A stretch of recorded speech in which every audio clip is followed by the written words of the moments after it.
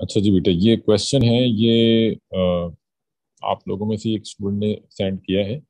ठीक है, ये इलेक्ट्रोलिसिस का क्वेश्चन है। और ये है कि इसमें हम इसको डिस्कस कर लेते हैं, ये सबके कॉन्सेप्ट इसमें क्लियर हो जाएंगे। अब देखिए, क्वेश्चन सिंपल क्या है कि electroplating can be use to coat nickel with a thin coating of silver. Can be use to coat nickel with a thin coating of silver. तो ये सिल्वर प्लेटिंग हो रही है। ठीक है, बेसिकली आप सिल्वर को प्लेट कर रहे हैं किसके ऊपर? निकल के ऊपर। Draw a labelled diagram of an apparatus that can be use to electroplate silver on to nickel. ठीक है, तो आपने क्या प्लेट करना है? सिल्वर प्लेटिंग करनी है किसके ऊपर? निकल पे सिल्वर प्लेटिंग करनी है। तो उसके लिए हमें लेबल्ड डायग्राम जो है वो ड्रॉ करनी है। ठीक है, तो डायग्राम, अब चूंकि ये काफी पुराने ईयर का क्वेश्चन है, नॉर्मली अब जो पेपर्स आते हैं उसमें हर पार्ट के लिए उसके बाद जो है वो स्पेस होती है, आपने देखा होगा।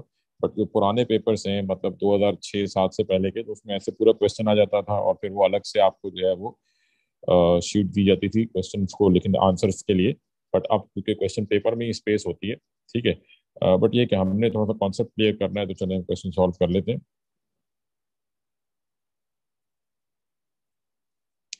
अच्छा जी, तो यहाँ पे पहले आपने डायग्राम ड्रॉ करनी है। ठीक है, तो डायग्राम जो है वो हम यहाँ लेबल डायग्राम ड्रॉ करते हैं। लेट सपोज ये हमारे पास सेल है। ठीक है जी, इसमें अब क्योंकि इलेक्ट्रोप्लेटिंग हो रही है और आपने सिल्वर प्लेट करना है किसके ऊपर? निकल पे। तो इसका मतलब एनोड जो है वो सिल्वर का होगा। लेट से ये एनोड है और कैथोड जो है ये निकल का होगा। ठीक है,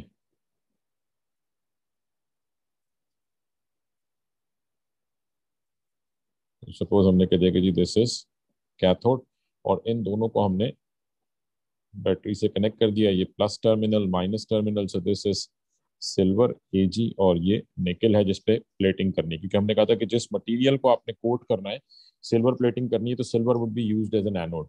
और निकल के ऊपर कर रहे हैं तो nickel would be used as cathode. ठीक है, उसके बाद ये बैटरी आ गई क्योंकि हमें लेबल डायग्राम ड्रॉ करनी है। और इसके अलावा क्या होगा? That can be use to electroplate. तो प्लस आपको इलेक्ट्रोलाइट के बारे में बताना होगा कि इलेक्ट्रोलाइट, तो अगर हम सिंपल यहाँ पे नाम भी मेंशन कर दे तो काफी है। तो कोई भी हम सिल्वर, जो हमने कहा था कि जिस सब्सटेंस की प्लेटिंग होगी उसी सब्सटेंस का सोल्यूशन यूज करेंगे। तो कोई भी एक्वस सोल्यूशन, कोई भी ऐसा सोल्यूशन सिल्वर का जो कि सॉलेबल हो। ठीक है, तो इसमें एक सिंपल ये ध्यान में रखें कि अब आप यहाँ पे सोचेंगे कि जी सिल्वर का मैं कौन सा सोल्यूशन लूँ, सिल्वर क्लोराइड या सिल्वर ब्रोमाइड। तो हमें यहाँ पे सॉलिबिलिटी भी देखनी होती है कि जो हमारा सॉल्ट है वो वाटर सॉलेबल है या वाटर इनसॉलेबल है। क्योंकि जो भी आपको यहाँ पे इलेक्ट्रोलाइट चाहिए, that electrolyte must be water soluble, water soluble होना चाहिए।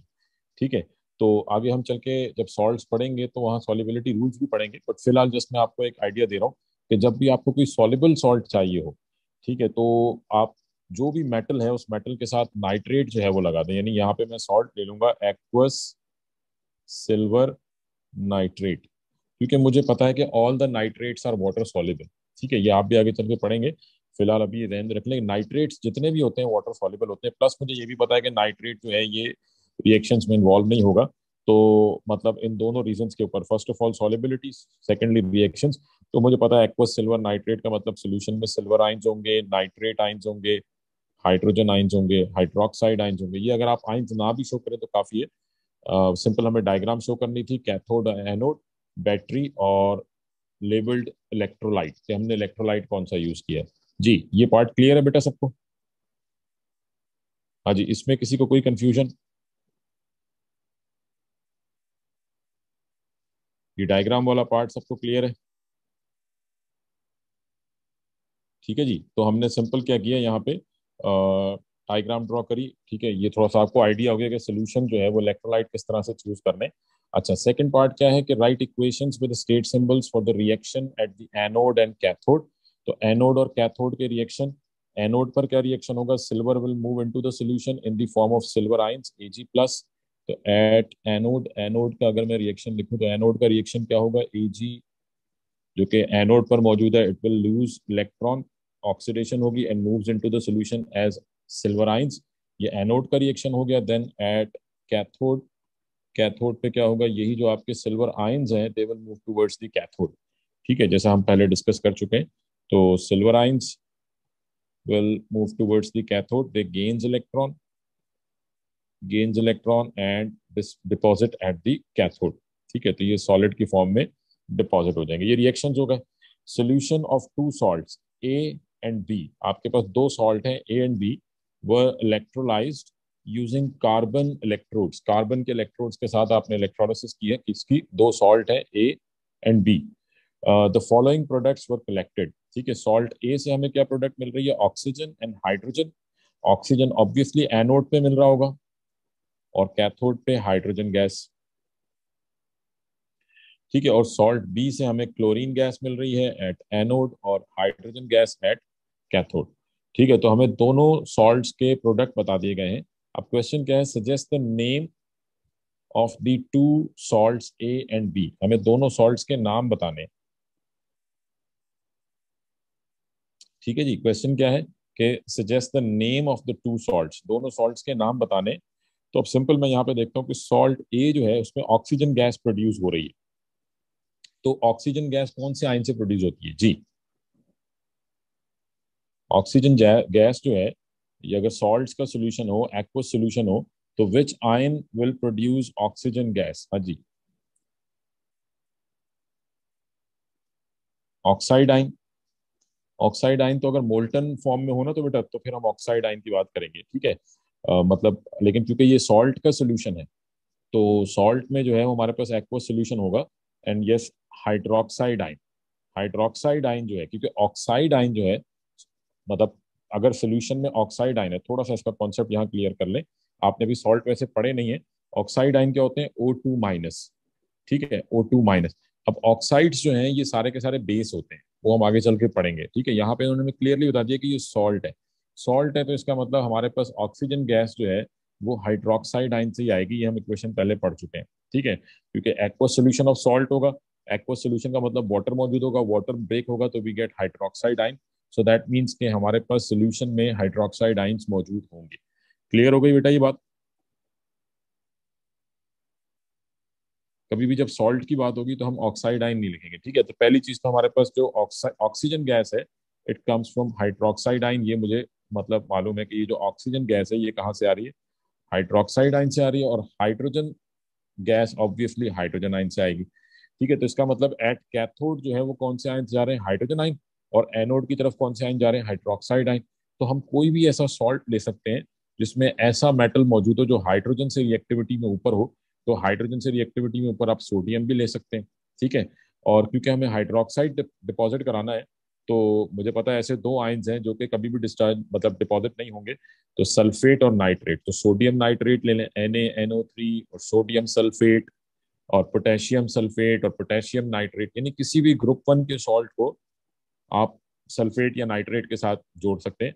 अच्छा, इसके अलावा आप सोडियम क्लोराइड भी ले सकते हैं, NaCl भी ले सकते हैं, सॉल्ट एक NaCl, बट फिर उसके साथ हमें क्या लिखना पड़ेगा, डाइल्यूट, क्योंकि आपको पता है अगर NaCl है तो क्लोराइड आइंस भी हैं, और क्लोराइड आइंस और हाइड्रोक्साइड आइंस में हाइड्रोक्साइड तभी जाएगा जब डाइल्यूट सोल्यूशन होगा।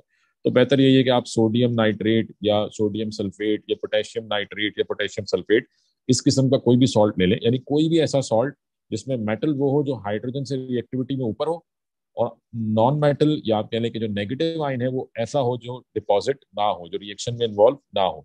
समझ आ रही बात ये।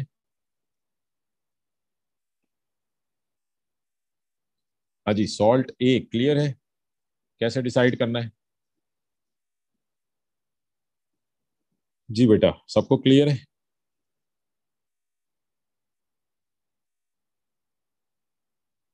चले, तो फिर अब सॉल्ट बी आपने बताना है।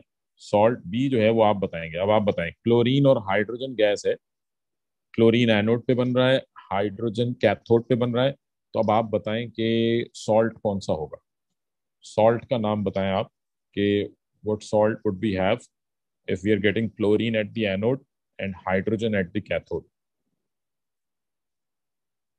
Concentrated sodium chloride, ठीक है जी, concentrated sodium chloride, और we can say aqueous HCl भी लिया जा सकता है। ठीक है, हाइड्रोक्लोरिक एसिड और कंसनट्रेटेड सोडियम क्लोराइड और पोटेशियम क्लोराइड। ठीक है, तो कोई भी ग्रुप 1 का, या मैग्नीशियम क्लोराइड या zinc chloride, these are all more reactive than hydrogen. समझ आ रही है बेटा बात।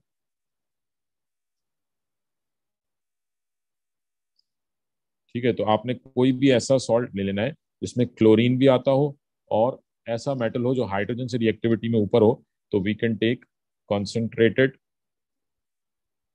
sodium chloride, or we can take concentrated potassium chloride or concentrated magnesium chloride, और जिंक क्लोराइड ZnCl2 भी ले जा सकता है और HCl भी ले जा सकता है। तो इनमें से आप कोई भी कंपाउंड ले सकते हैं। जी क्लियर है बेटा ये बात?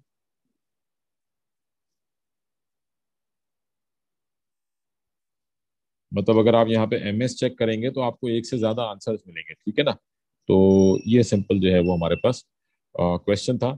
आई होप ये सबको क्लियर हो गया होगा, ठीक है। अच्छा जी, चलें अब हम आगे बात स्टार्ट करते हैं जो हम कल डिस्कस कर रहे थे, केमिकल एनर्जेटिक्स, उसको आगे कंटिन्यू करते हैं।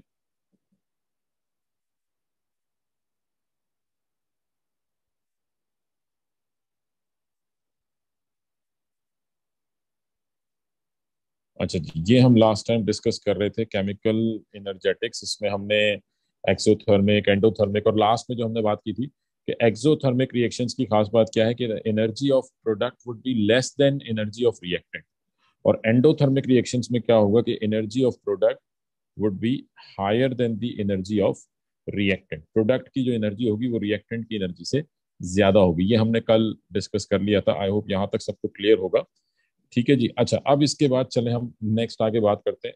तो ग्राफ है जो हमने ड्रॉ करने, सबसे पहले हमारे पास आता है एनर्जी लेवल डायग्राम।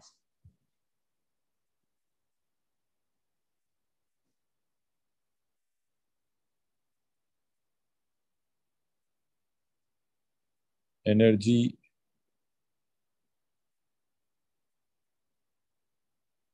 लेवल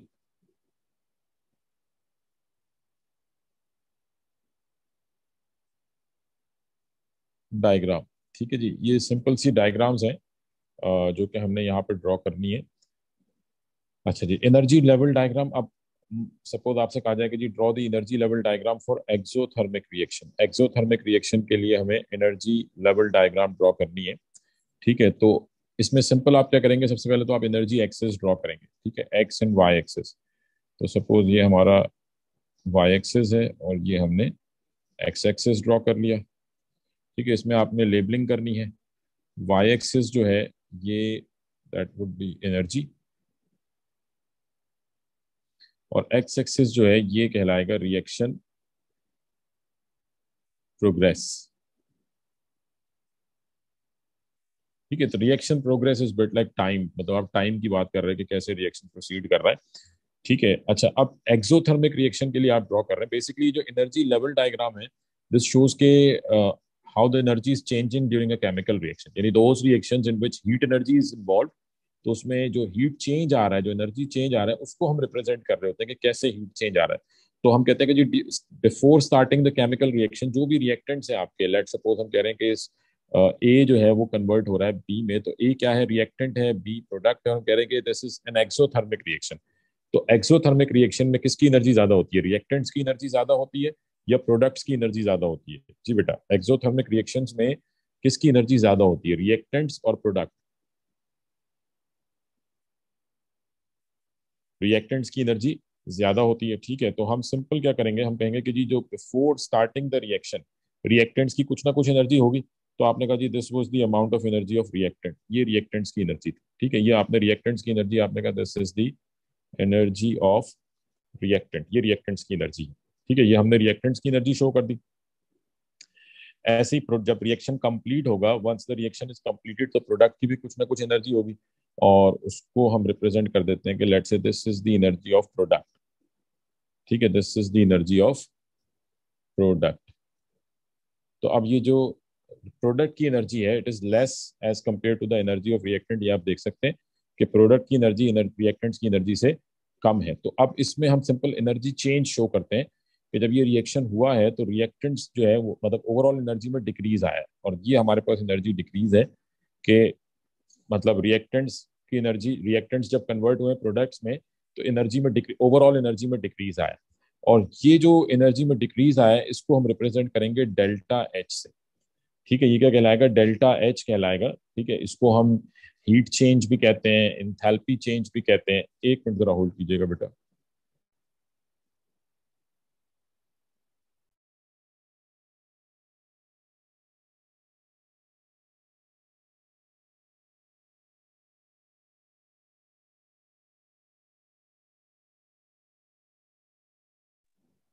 अच्छा जी, तो मतलब ये जो एनर्जी चेंज आ रहा है इसको हम किससे रिप्रेजेंट करेंगे? डेल्टा एच से, and this is known as heat of reaction. चलिए इसको भी हम यहाँ पे डिफाइन कर लेते हैं कि हीट ऑफ रिएक्शन क्या होता है। Heat of reaction which is also known as enthalpy change. ठीक है, किसी भी रिएक्शन में जो हीट चेंज आएगा इसको हम हीट ऑफ रिएक्शन भी कहते हैं, and this is also known as enthalpy change. Enthalpy change भी कहलाता है। तो इसको सिंपल हम कैसे डिफाइन करेंगे? It is the amount of energy change, या सिंपल आप कह लेंगे एनर्जी चेंज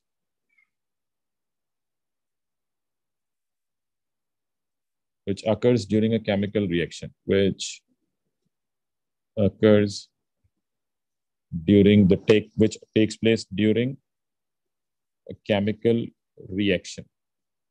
ठीक है, किसी भी केमिकल रिएक्शन में जो भी एनर्जी चेंज आ रहा है, either energy is being released और एब्सॉर्ब्ड, हम उस डिटेल में नहीं जा रहे, बस जो भी एनर्जी चेंज आ रहा है that is known as heat of reaction और enthalpy change. And the symbol for enthalpy change is, the symbol for heat of reaction is delta H. Delta जो है ये चेंज को रिप्रेजेंट करता है, तो हीट चेंज। ठीक है, और इसका जो यूनिट है दिस इज, ये जो हीट आप मेजर करेंगे its unit is kilo joules. ठीक है, किलो जूल्स पर मोल के अंदर हम इसको मेजर करते हैं। तो ये हीट चेंज समझ में आ रहा है बेटा आपको? हीट चेंज क्या है, व्हाट इज डेल्टा एच? हाँ जी, क्लियर है यहाँ तक बात?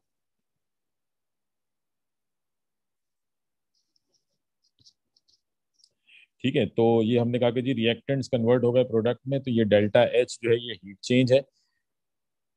अच्छा, अब इसमें एक चीज फिलहाल अभी आपको याद रखनी है, आगे चल के ये आपको प्रूफ भी हो जाएगी। For exothermic reactions, for exothermic reactions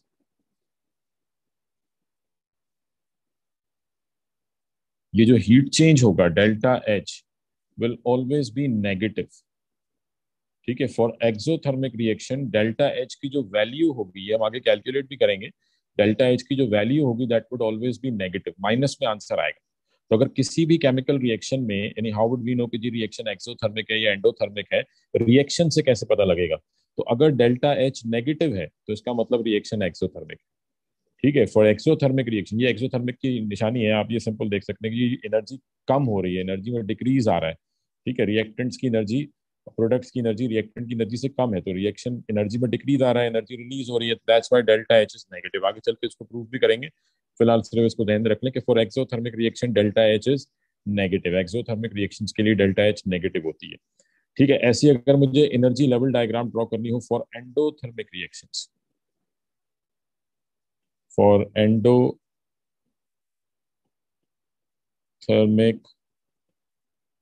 reactions, ठीक है, एंडोथर्मिक रिएक्शन के लिए क्या होगा? सेम ऐसे ही हम एक्सेस ड्रॉ कर लेते हैं। ठीक है, इसमें क्या होगा? रिएक्टेंट की एनर्जी कम होगी, ये हम पहले ही पढ़ चुके हैं कि रिएक्टेंट की एनर्जी कम होगी और प्रोडक्ट की एनर्जी ज्यादा होगी। ठीक है, तो this is energy of reactant, this is energy of product, और यहाँ पे आपको क्या नजर आ रहा है कि एनर्जी में इंक्रीज आ रहा है। This would be our delta H, this would be delta H, and this time delta H would be positive. So for endothermic reactions delta H would be positive. अगर एंडोथर्मिक रिएक्शन है, ये energy है, this is reaction progress. So for endothermic reaction delta H जो है ये क्या होगी? Positive होगी। For exothermic reaction delta H would be negative. यहां तक बात क्लियर है? कोई सवाल यहां तक किसी का?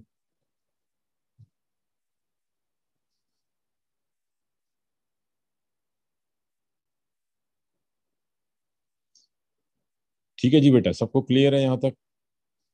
अच्छा, अब देखें, हमने ये तो सिंपल बात कर ली कि एक्सोथर्मिक रिएक्शंस, एंडोथर्मिक रिएक्शंस क्या होते हैं, एनर्जी लेवल डायग्राम कैसे ड्रॉ करनी है। अब यहाँ पे एक और डायग्राम आ जाती है जो कि मोस्टली जो पेपर में आपको मिलेगी। एनर्जी लेवल डायग्राम जो है ये बहुत कम ऐसा होगा कि पेपर में आएगी। ज्यादातर जो पेपर में आपको डायग्राम मिलेगी that is energy profile diagram. ठीक है, तो अब हम बात करते हैं एनर्जी प्रोफाइल डायग्राम क्या होती है। What is energy profile diagram?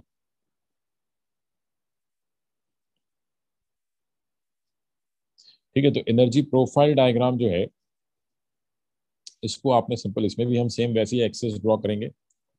Again I am drawing this for exothermic reactions. ठीक है, एक्सोथर्मिक रिएक्शन के लिए ड्रॉ कर रहे हैं, we are drawing it for exothermic reaction. तो ये एनर्जी लेवल्स, मतलब लेबलिंग वही है, ये वाई एक्सेस पे एनर्जी और एक्स एक्सेस पे रिएक्शन प्रोग्रेस, ये अक्सर लेबलिंग के लिए आ जाते हैं, तो इसलिए ध्यान में रखिएगा। अच्छा, अगेन मुझे मालूम है कि रिएक्टेंट्स की एनर्जी, क्योंकि एक्सोथर्मिक रिएक्शन है तो रिएक्टेंट की एनर्जी ज्यादा होगी, this is energy of reactant, और प्रोडक्ट की एनर्जी जो है वो कम होगी, this is energy of product. अच्छा, एनर्जी प्रोफाइल डायग्राम में क्या होगा, यहाँ पे आपको ऐसे डायरेक्ट एनर्जी चेंज नजर नहीं आएगा, बल्कि यहाँ पे हमें इस किस्म का एक लूप नजर आएगा। ठीक है, देखो अगर ये थोड़ा बेहतर बन सके तो चलें, बस इसको ऐसे शो कर देते हैं। तो ये इस टाइप का हमें एक लूप नजर आएगा। ठीक है, और ये जो है कहलाएगी एनर्जी प्रोफाइल डायग्राम। अब बेसिकली एनर्जी लेवल डायग्राम में हमने सिर्फ डेल्टा एच शो किया था, एनर्जी प्रोफाइल डायग्राम में दो एनर्जीज रिप्रेजेंट हो रही होती है। ठीक है, यहाँ दो एनर्जीज होती है। तो पहले मैं एक और एनर्जी टर्म यहाँ पे इंट्रोड्यूस कर दूं, फिर मैं इसको लेबल करूंगा। तो एक और एनर्जी टर्म जो हमें यहाँ इंट्रोड्यूस करनी है, दैट इज एक्टिवेशन एनर्जी। ठीक है जी, activation energy.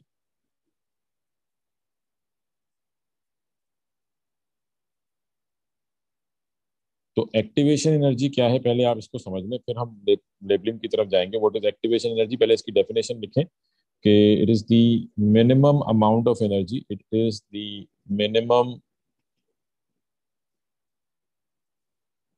amount of energy required to initiate a chemical reaction। ठीक है, एक्टिवेशन एनर्जी क्या है, it is the minimum amount of energy required to initiate a chemical reaction, this is called activation energy। it is represented by it is represented by E subscript A। ठीक है, it is represented by E और subscript में A, activation energy, and its unit is kilo joules per mole. ठीक है, energy का unit kilo joules per मोल। तो activation energy basically क्या है, minimum amount of energy required to initiate a reaction. यानी हर केमिकल रिएक्शन को, कोई भी रिएक्शन जब आप स्टार्ट करते हैं, जैसे लेट सपोज आपने जो है वो मतलब आपने पेट्रोल की एक बोतल जो है वो उसको ओपन करके जो है वो एयर में रख दिया, तो कंबशन स्टार्ट नहीं होगी। ठीक है, आपको क्या करना पड़ेगा, लेट सपोज हमारे पास ये बीकर है, और इस बीकर में आपने जो है वो पेट्रोल जो है वो रख दिया। अब आप कहें जी पेट्रोल भी मौजूद है, एयर में ऑक्सीजन भी मौजूद है, तो ये एकदम से आग पकड़ ले, ऐसा नहीं होगा। आपको क्या करना पड़ेगा, माचिस की तीली जो है वो जला के आप इसमें फेंकेंगे तो ये एकदम से आग पकड़ लेगा। तो that is the minimum amount of energy required to initiate the reaction. यानी हर केमिकल रिएक्शन को, चाहे वो एक्सोथर्मिक हो या एंडोथर्मिक हो, मतलब हम ओवरऑल एनर्जी नहीं देख रहे, बट हम कह रहे हैं कि हर रिएक्शन को स्टार्ट के लिए कुछ ना कुछ एनर्जी रिक्वायर्ड होती है। ठीक है, क्योंकि देखिए जब भी कोई रिएक्शन स्टार्ट होता है तो रिएक्टेंट्स की कुछ ना कुछ एनर्जी होती है। ठीक है, बट अगर आपने उस रिएक्शन को स्टार्ट करना है तो उसके मतलब रिएक्शन को स्टार्ट करने के लिए एक certain amount of energy required होगा। अब क्यों रिक्वायर्ड होता है, हम उस पे भी आगे चल के आते हैं, उस बात पे भी आते हैं कि हर रिएक्शन को स्टार्ट करने के लिए एनर्जी क्यों रिक्वायर्ड होती है, उसका भी रीजन है, वो आगे चल के आ जाएगा। फिलहाल ये ध्यान में रखें कि कोई भी रिएक्शन जब आपने स्टार्ट करना हो तो you need some amount of energy. अब बाज़ औक़ात वो एनर्जी बहुत ज्यादा होती है, बाज़ दफा बहुत कम होती है, मतलब इतनी कम होती है कि आपको एक्सटर्नल सोर्स से देनी ही नहीं पड़ती।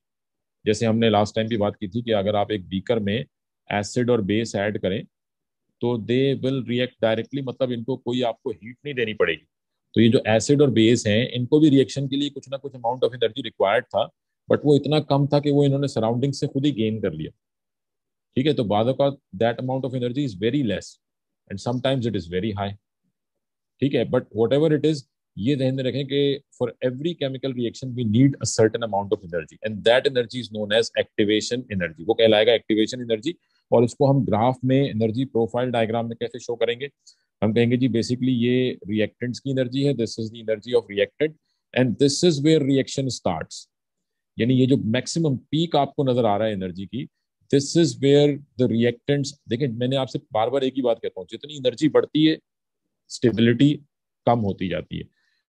ठीक है, तो यहाँ पे देखें इस वक्त आपके सब्सटेंस की एनर्जी मैक्सिमम है, यानी हम ये कह रहे हैं कि रिएक्शन स्टार्ट जब हो रहा है उस टाइम पे रिएक्टेंट्स की एनर्जी बढ़ना शुरू हुई, बढ़ते बढ़ते ये यहाँ तक आ गई, उसके बाद they start converting into product, product में कन्वर्ट होना शुरू हुई। तो this is where reaction start, यहाँ पे रिएक्शन स्टार्ट हुआ है। तो react let suppose initially reactants की एनर्जी थी 50 kilo joules, but reaction start नहीं हुआ because it needed a certain amount of energy. ये रिएक्शन स्टार्ट होना था कितने पे, 70 किलो जूल्स पे। तो ऑलरेडी इनके पास 50 किलो जूल्स थे, but the reaction was needing 70 kilo joules of energy. So that means कितनी एनर्जी रिक्वायर्ड थी स्टार्ट करने के लिए, रिएक्शन स्टार्ट करने के लिए कितनी एनर्जी रिक्वायर्ड थी, इन दोनों का डिफरेंस, यानी 70 minus 50 that would be 20 kilo joules. तो ये जो डिफरेंस है एनर्जी का, रिएक्टेंट्स और मैक्सिमम एनर्जी का जो डिफरेंस है, this is known as activation energy, ये कहलाएगा activation energy. This is the amount of energy required to initiate the reaction, क्योंकि हम कह रहे हैं कि this is where reaction starts. यहाँ पे आपके जो रिएक्टेंट हैं वो एक्टिवेट हो गए हैं, जब इनको इतनी एनर्जी मिली तो ये एक्टिवेट हो गए, and now they start converting into product. ठीक है, तो every reactant required a certain amount of energy to convert it into product, and that amount of energy is known as activation energy. समझ आ रही है बेटा बात? जी हाँ सर। जी। एक्टिवेशन एनर्जी का कॉन्सेप्ट क्लियर है सबका? तो what is activation energy? The जी minimum sir. Amount of energy required to initiate a chemical reaction. ठीक है, रिएक्टेंट का और मैक्सिमम एनर्जी का जो डिफरेंस है वो कहलाएगा एक्टिवेशन एनर्जी। तो हमने कहा जी ये चाहे एक्सोथर्मिक हो या एंडोथर्मिक हो, ये एनर्जी तो देनी पड़ेगी आपको। ठीक है, तो ये एक्टिवेशन एनर्जी आ गई। उसके बाद दूसरी एनर्जी कौन सी है? रिएक्टेंट और प्रोडक्ट का डिफरेंस, विच इज दिस। ठीक है, इसको हमने किससे रिप्रेजेंट कर दिया? डेल्टा एच से। तो this is known as reaction energy profile diagram. तो एनर्जी प्रोफाइल डायग्राम में आप एक्टिवेशन एनर्जी शो करते हैं और डेल्टा एच शो करते हैं, ये ध्यान में रखें। ठीक है, ये हमने एनर्जी प्रोफाइल डायग्राम ड्रॉ किया किसके लिए? For exothermic reaction. ये एक्सोथर्मिक रिएक्शन का एनर्जी प्रोफाइल डायग्राम हो गया। ठीक है, ऐसी अगर मुझे एनर्जी प्रोफाइल डायग्राम ड्रॉ करनी हो फॉर एंडोथर्मिक रिएक्शन, ठीक है, फॉर एंडोथर्मिक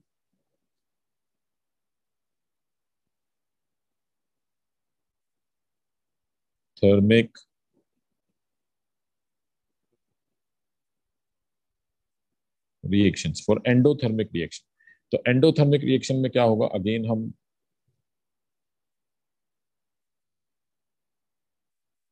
ग्राफ प्लॉट करते हैं।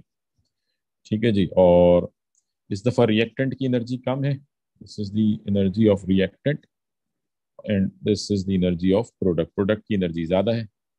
ठीक है जी, और अब लूप ड्रॉ कर लेते हैं। ठीक है, तो ये आपने ग्राफ ड्रॉ कर लिया, दिस इज एनर्जी, ये रिएक्शन प्रोग्रेस आ गई, ये एक्सिस ड्रॉ हो गए। अब इस दफा देखें एक्टिवेशन एनर्जी क्या है, रिएक्टेंट और मैक्सिमम एनर्जी का difference, so this would be the activation energy. ये आपकी एक्टिवेशन एनर्जी होगी।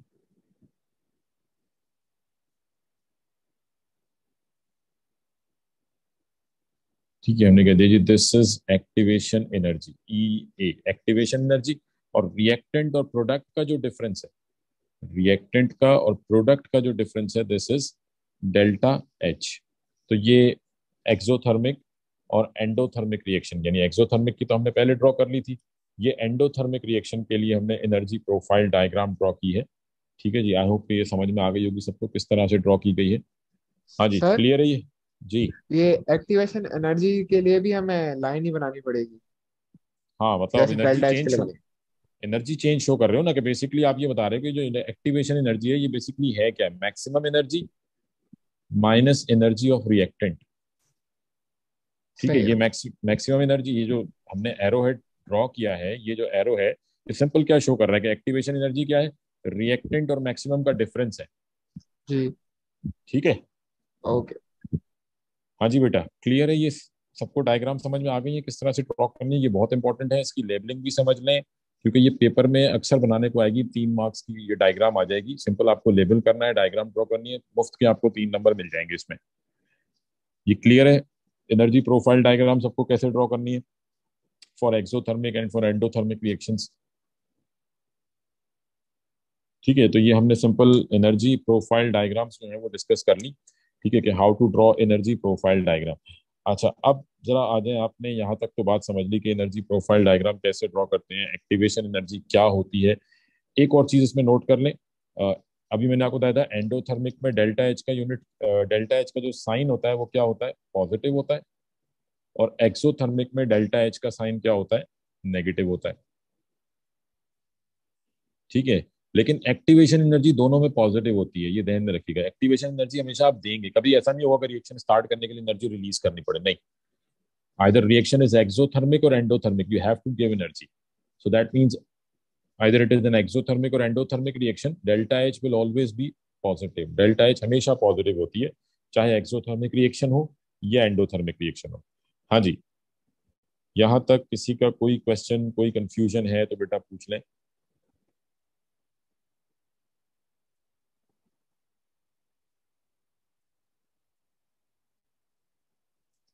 सबको क्लियर है? चलें तो आगे बात कर लेते हैं। अब देखें, हमने बात की एक्टिवेशन एनर्जी की, अब जरा आते हैं इस पे कि why we need energy to start a chemical reaction. ठीक है, एनर्जी रिक्वायर्ड क्यों है, तो क्वेश्चन यहाँ पे ये राइज होता है कि why we need energy to initiate a chemical reaction. किसी भी केमिकल रिएक्शन को स्टार्ट करने के लिए आपको एनर्जी रिक्वायर्ड क्यों होती है? हाँ जी, कोई आंसर देगा इसका?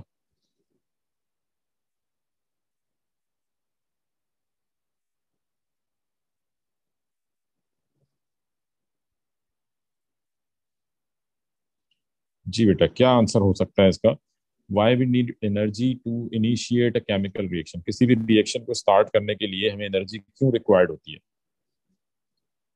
चलिए हम एक एग्जांपल लेते हैं एक रिएक्शन की। सपोज मेरे पास एक केमिकल रिएक्शन है जिसमें hydrogen hydrogen reacts with oxygen to make water. ठीक है, मैं बैलेंस नहीं कर रहा रिएक्शन को, सिर्फ मैं थोड़ा सा समझाने के लिए बात कर रहा हूँ। तो ये रिएक्शन है जिसमें hydrogen gas reacts with oxygen gas to make water. ठीक है, अच्छा, अब अगर ये सपोज आपके पास हाइड्रोजन गैस है, ये ऑक्सीजन गैस है, तो आपके ख्याल में इनके दरमियान जो रिएक्शन है वो कब स्टार्ट होगा? यानी अगर मैं एक सिलेंडर में, सपोज मेरे पास ये सिलेंडर है, ठीक है, और मैं सिलेंडर में, इसको बंद कर देते हैं, इसमें हाइड्रोजन गैस भी मौजूद है और ऑक्सीजन गैस भी मौजूद है। ठीक है, तो मतलब आपके ख्याल में रिएक्शन हो जाएगा? या रिएक्शन स्टार्ट करने के लिए हमें क्या करना होगा? हाँ जी, इन दोनों के दरमियान रिएक्शन को स्टार्ट करने के लिए क्या करना पड़ेगा? एक्टिवेशन एनर्जी चाहिए होगी। Energy is required to break the bonds. ठीक है, बेसिकली मतलब कि आप ये ध्यान में रखें, ये बिल्कुल सही है कि जब ये हाइड्रोजन मॉलिक्यूलर फॉर्म में है, डायटोमिक फॉर्म में है, ऑक्सीजन मॉलिक्यूलर फॉर्म, मतलब इसने बॉन्ड बना रखा है, ये भी स्टेबल है। ठीक है जी, ये भी स्टेबल है, इनका ऑक्टेट कंप्लीट है, जैसे हम ओ लेवल से पढ़ते हैं तो इनका ऑक्टेट कंप्लीट है, मतलब इसको रिएक्शन की जरूरत ही नहीं है। तो अगर रिएक्शन करना है, अगर आपने रिएक्शन स्टार्ट करना है, तो first we have to make them unstable. इनको अनस्टेबल करना होगा, और अनस्टेबल कैसे होंगे? By breaking their bonds. ये बॉन्ड्स ब्रेक करने होंगे, जब ये बॉन्ड टूटेंगे तो ये अनस्टेबल होंगे, और जब ये अनस्टेबल होंगे then they would start the reaction, then they would react with each other and they would form water. तो हर केमिकल रिएक्शन का जो स्टार्ट होता है वो कहाँ से होता है? बॉन्ड ब्रेकिंग से। रिएक्टेंट्स के बॉन्ड्स को तोड़ना पड़ता है, इनको अनस्टेबल करना पड़ता है। तो every chemical reaction starts with bond breaking, and bond breaking requires energy. बेटा माइक अपने म्यूट कर लीजिएगा। तो बॉन्ड ब्रेकिंग जो है, it requires energy. Bond breaking के लिए आपको एनर्जी रिक्वायर्ड होती है। ठीक है, मतलब अगर किसी भी बॉन्ड को तोड़ना है तो उसके लिए एनर्जी रिक्वायर्ड होगी, and this is why we need energy, this is why we need activation energy. ठीक है, यानी कि जब तक ये दोनों के बॉन्ड्स इंटैक्ट थे, जब हाइड्रोजन मॉलिक्यूल था, जब ऑक्सीजन मॉलिक्यूल था, तो कोई रिएक्शन नहीं होना था। तो अगर आपने रिएक्शन करना है तो आपको इनके बॉन्ड्स तोड़ने पड़ेंगे, इनको अनस्टेबल करना पड़ेगा, और बॉन्ड तोड़ने के लिए एनर्जी रिक्वायर्ड होती है। ठीक है, तो bond breaking requires energy, bond breaking requires energy, and that मतलब यहीं से हमें एक्टिवेशन एनर्जी का कॉन्सेप्ट क्लियर हो जाएगा कि why we need energy to initiate a chemical reaction, because we have to break the bonds of reactants. आपको reactants के बॉन्ड तोड़ने पड़ते हैं। जब तक रिएक्टेंट के बॉन्ड नहीं टूटेंगे रिएक्शन चलेगा ही नहीं, रिएक्शन स्टार्ट ही नहीं होगा। और बॉन्ड्स को तोड़ने के लिए एनर्जी रिक्वायर्ड होती है। कुछ बॉन्ड इजीली ब्रेक हो जाते हैं, कुछ मुश्किल से ब्रेक होते हैं, कुछ को ज्यादा एनर्जी रिक्वायर्ड होती है, कुछ को कम एनर्जी रिक्वायर्ड होती है, बट कुछ ना कुछ अमाउंट ऑफ एनर्जी रिक्वायर्ड होता है। ठीक है, तो वहीं से एक्टिवेशन एनर्जी का कॉन्सेप्ट आ जाता है। तो bond breaking requires energy, so that means bond breaking क्या हुआ, एक्सोथर्मिक और endothermic process. Bond breaking is an exothermic और एंडोथर्मिक प्रोसेस। एंडोथर्मिक प्रोसेस, क्योंकि एनर्जी रिक्वायर्ड है, बॉन्ड्स को ब्रेक करने के लिए एनर्जी देनी पड़ेगी, तो that means bond breaking is an endothermic process. Bond breaking क्या है, bond breaking is an endothermic process. ठीक है, बॉन्ड ब्रेकिंग जो है ये एंडोथर्मिक प्रोसेस है। तो लेट सपोज आपने कहा कि जी हमने एनर्जी दी और बॉन्ड्स टूट गए, और बॉन्ड्स टूट गए तो अब ये हाइड्रोजन हाइड्रोजन एटम अलग अलग हो गए, और ऑक्सीजन एटम और ऑक्सीजन एटम भी अलग अलग हो गए। ठीक है, मतलब जस्ट हम सिंपल ये दिखा रहे हैं कि बॉन्ड्स ब्रेक हो गए, यानी जो हमारा सिलेंडर था उसमें पहले हाइड्रोजन और ऑक्सीजन मॉलिक्यूलर फॉर्म में थे, अब ये हाइड्रोजन और ऑक्सीजन दोनों एटॉमिक फॉर्म में। Now they will react with each other. अब हम कह सकते हैं कि दो हाइड्रोजन एटम और एक ऑक्सीजन एटम ये मिलके वाटर मॉलिक्यूल बनाएंगे, तो अब इनके दरमियान बॉन्ड बनना शुरू होंगे। यानी आप कह लें कि ये हाइड्रोजन इस ऑक्सीजन के साथ बॉन्ड बनाएगा, ये ऑक्सीजन इस हाइड्रोजन के साथ बॉन्ड, और जब ये बॉन्ड्स बनाएंगे तो दे वुड, यानी अब ये स्टेबिलिटी की तरफ जा रहे हैं। ठीक है, पहले बॉन्ड टूटे, पहले बॉन्ड ब्रेकिंग हुई। ठीक है, इसको आप जरा डायग्राम से देखें, एनर्जी प्रोफाइल डायग्राम से। ये जो हमने यहाँ पे मैंने आपसे क्या कहा था कि रिएक्शन यहाँ पे स्टार्ट होता है, and this is where we have maximum energy, this is where the reactants are maximum unstable। ये वो पॉइंट है जहां पे आपके रिएक्टेंट्स मैक्सिमम अनस्टेबल होते हैं। तो this is where our reactants are in atomic phase, यानी जो हाइड्रोजन और ऑक्सीजन जो एटॉमिक फेज में आ गए हैं, तो ये वो पॉइंट है। ये मतलब जो मैक्सिमम एनर्जी हम शो कर रहे हैं, हम कह रहे हैं कि ये वो पॉइंट है जहां पे हमारे जितने भी एलिमेंट्स हैं वो एटॉमिक फेज में आ गए हैं। Now they are in position to make new bonds. अब ये आपस में नए बॉन्ड बनाएंगे, और जब ये बॉन्ड बनाएंगे तो ये स्टेबिलिटी की तरफ जाएंगे, और जब स्टेबिलिटी की तरफ जाएंगे तो मतलब एनर्जी रिलीज होगी। समझ आइए बेटा ये बात? हाँ जी, ये मैक्सिमम एनर्जी वाला पॉइंट क्लियर हुआ है कि बेसिकली जो हम ये जो पूरा एक ग्राफ जो शो कर रहे हैं, इसमें जो मैक्सिमम जो हाईएस्ट पीक जो है, वो पीक किसको रिप्रेजेंट कर रही है, वो पीक रिप्रेजेंट कर रही है मैक्सिमम एनर्जी को, and that is the point where are elements are maximum unstable, atomic phase के अंदर है। मतलब now they are at the verge of combining with each other. अब ये बॉन्ड बनाने वाले हैं, अब ये नया प्रोडक्ट बनेगा। ठीक है, और जब नया प्रोडक्ट बनेगा, जब नए बॉन्ड बनेंगे, तो क्या होगा, स्टेबिलिटी आएगी। स्टेबिलिटी आएगी मतलब एनर्जी रिलीज होगी। ठीक है, तो अब बॉन्ड्स बनने की तरफ जा रहे हैं, और जब ये बॉन्ड बनेंगे, कौन से बॉन्ड, ये हाइड्रोजन इस ऑक्सीजन के साथ, ये इसके साथ, तो जब ये बॉन्ड्स बनेंगे तो हम कहेंगे they would release extra amount of energy, ये एनर्जी रिलीज करेंगे। ठीक है, तो फाइनली हमें क्या होगा, मतलब सिंपल आप कहने के फाइनल जो हमारे पास यहाँ पे एंड रिजल्ट आएगा कि these two hydrogen and oxygen they will combine with each other, they would form water and they would release energy। तो सिंपल हम कह सकते हैं कि बॉन्ड मेकिंग, पहले बॉन्ड टूटे, अब अगला स्टेप क्या था, स्टेप नंबर 2 क्या है, बॉन्ड मेकिंग। हर केमिकल रिएक्शन में पहला स्टेप क्या होता है, बॉन्ड ब्रेकिंग, जिसके लिए एनर्जी रिक्वायर्ड होती है, और फिर बॉन्ड मेकिंग। और जब बॉन्ड मेकिंग होती है तो एकदम से ग्राफ नीचे आता है, जैसे हम यहाँ देख रहे हैं कि बॉन्ड ब्रेकिंग के लिए हमें एनर्जी देनी पड़ी, एनर्जी ऊपर की तरफ गई, और फिर जब बॉन्ड्स बनना शुरू हुए तो एनर्जी रिलीज होना शुरू हो गई। ठीक है, तो आपका जो ग्राफ है वो नीचे आ रहा है, चाहे एक्सोथर्मिक हो या एंडोथर्मिक हो, दोनों में ग्राफ नीचे आएगा। देखिए एंडोथर्मिक में भी कि initially we supplied energy, and then फिर एनर्जी रिलीज हुई है। एनर्जी मतलब आप कह लें कि अब वो चाहे रिएक्टेंट से कम हो, सॉरी रिएक्टेंट से ज्यादा हो, बट आप ये देख लें कि मैक्सिमम से नीचे की तरफ आई थी। जब भी बॉन्ड बनेंगे एनर्जी रिलीज होगी, बॉन्ड तोड़ने के लिए एनर्जी देनी पड़ेगी, और जब बॉन्ड्स बनेंगे तो एनर्जी रिलीज होगी। तो bond making is the process in which energy is released. Bond making energy will be released. So इसका मतलब बॉन्ड मेकिंग क्या है, it is an exothermic process. ठीक है, तो हमें यहां से सिंपल ये पता लग गया कि हर केमिकल रिएक्शन में पहला स्टेप क्या होता है, इन एवरी केमिकल रिएक्शन पहला step, what is first step, this is bond breaking. Reactants के बॉन्ड टूटेंगे, लाजमी नहीं कि सारे बॉन्ड टूटें, वो तो मैंने यहाँ पे एग्जाम्पल के तौर पे बात की है, बट पहला स्टेप क्या होगा, bond breaking which requires energy, so that means bond breaking is an endothermic process. और अगला स्टेप क्या है, बॉन्ड मेकिंग। प्रोडक्ट्स बनने के लिए अगला स्टेप क्या होगा कि नए बॉन्ड टूट बनेंगे, पुराने बॉन्ड टूट गए, अब नए बॉन्ड बनेंगे, and this is an exothermic process, energy will be released. जी, यहां तक सबको बात क्लियर, किसी को इसमें कोई कंफ्यूजन? हर केमिकल रिएक्शन में दो स्टेप होते हैं, bond breaking, bond making. Bond breaking में एनर्जी रिक्वायर्ड होगी, बॉन्ड मेकिंग में एनर्जी रिलीज होगी, ठीक है जी। तो bond breaking is an endothermic process, bond making is an exothermic process.